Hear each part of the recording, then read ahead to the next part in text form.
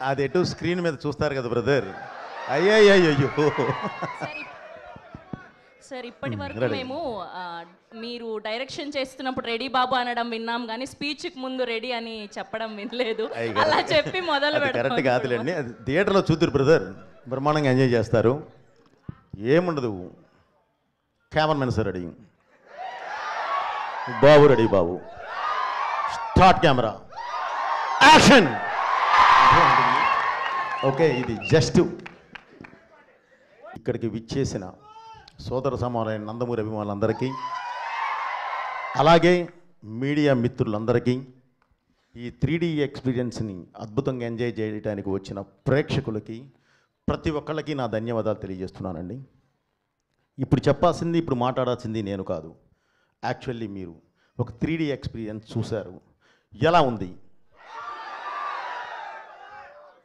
ఈరోజు మీరు ఏది చూశారో బ్రదర్, రేపు థియేటర్లో, ఓహో మీకు గ్లాసెస్ రాలేదా? అదే, ఇది ఎలా ఉంటుందంటే బ్రదర్, ఇంతమంది దీనిలో లోపలికి వచ్చినప్పుడు లోపలికి ఎవరు వచ్చి ఎవరు మనం తీసుకొని రావాల్సిన పరిస్థితి కొంత, ఎందుకంటే టైం ముహూర్తం ఒకటి పెట్టాము, ఆ ముహూర్తం ప్రకారం మనం రిలీజ్ చేస్తాం. అందుకని చెప్పి ఒక టైం కూడా ఇచ్చాము, ఒక హాఫ్ అన్ అవర్. బట్ అయినా సరే చిన్న అందలేదు అని అంటే సారీ, ఏం చేయలేము, అది చిన్న ఇది జరిగింది. మీరు చూస్తారు అని అంటే మళ్ళీ మొత్తానికి ఇప్పించి ఇప్పుడు వెళ్ళబోయే ముందు ఇంకోసారి నేను వేయిస్తాను. ఓకే ఏమ్మా, ఎవరికైతే గ్లాసెస్ లేవో అందరికీ గ్లాసెస్ సప్లై చేయండి, వెంటనే అవ్వాలి. రాఘవ చూడండి అమ్మా, త్వరగా. అదే అదే అదే అదే అదే అదే బ్రదర్, నీ దాకా వచ్చి ఇవ్వాలంటే ఇప్పుడు కష్టం కదా, అందుకనే స్టార్టింగ్లో ఉండాలి బ్రదర్. అంటే మీరు సెంటర్లో ఉన్నారు, మీరు అభిమానులు, మీరు కాదంటలేదు నేను, కానీ మీరు చూసుకోవాలి. ఇది ముందు లోపలికి వచ్చేటప్పుడే తీసుకొని వస్తే బాగుండేది, తోసుకొచ్చారు కానీ తీసుకొని రాలా, అది ఇబ్బంది. ఓకే బ్రదర్, ఈరోజు మీరు చూసిన ఈ ఎక్స్పీరియన్స్ అంటే ఇప్పటి వరకు ఎవరు 3D చూడండి కాదు, చూశారు. కానీ మన తెలుగు సినిమా ఒక మంచి ప్లాట్ఫామ్ మీద, అంటే ఒక మామూలుగా మా స్క్రీన్ మీద మన సినిమా చూసి తర్వాత మీరు 3Dలో చూస్తే ఉండే ఆ ఎక్స్పీరియన్స్, బిలీవ్ మీ, అది మీరు చాలా గొప్పగా ఫీల్ అవుతారు. మన సినిమాని ఈ స్థాయికి తీసుకెళ్ళామా అన్నంత గొప్పగా ఫీల్ అవుతారు. ఈ సినిమాని కూడా అలాంటి ప్లాట్ఫామ్ మీదే చేయడం జరిగింది, ఒక అద్భుతమైన దీని మీదే చేయడం జరిగింది. ఓకే బ్రదర్, తప్పకుండా మీరు అందరూ చాలా బాగా ఫీల్ అవుతారు. అలా అవ్వాలన్న ఉద్దేశంతోనే ఎప్పుడు బాలయ్య బాబు అభిమానులు కానివ్వండి, తెలుగు ప్రేక్షకులు కానివ్వండి, మన మీడియా వారు కానివ్వండి, ఒక కొత్తదనాన్ని తీసుకొచ్చి మీ ముందు నుంచో పెడితే దాన్ని తీసుకొచ్చి భుజాల మీద మోస్తారు, తల మీద పెట్టుకొని చూస్తారు. ఆ అద్భుతమైన ఇది ఇందులో ఉంటుంది, నన్ను నమ్మండి. ఏదో అడగపోయావమ్మా?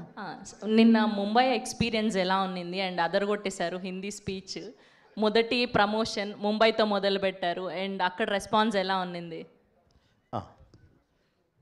ఇప్పుడు నేను ఒకటే చెప్తున్నానండి సినిమా గురించి. ఈ సినిమా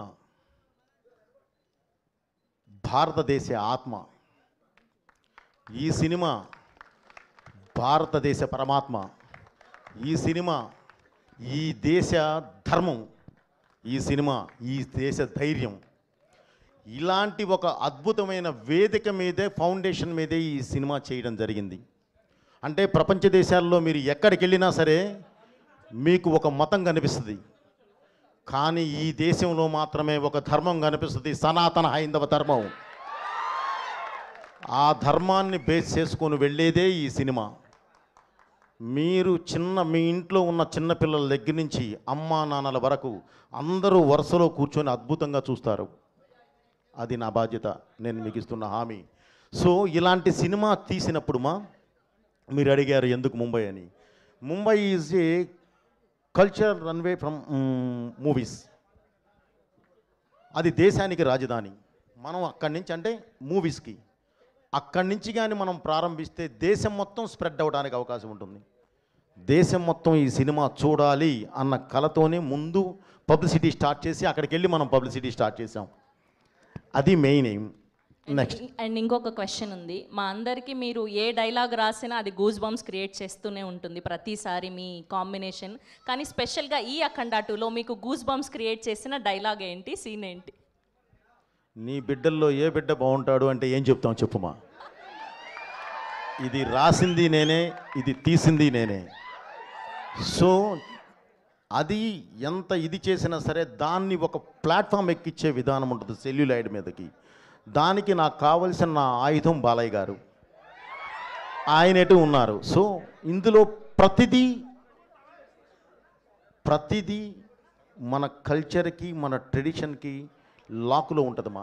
సో అందువల్ల ఏంటంటే ప్రతి డైలాగు బాగుంటుంది ఇందులో. అసలు ఏది ఇది బాగుంటుంది ఇది అది అనడానికి లేదు.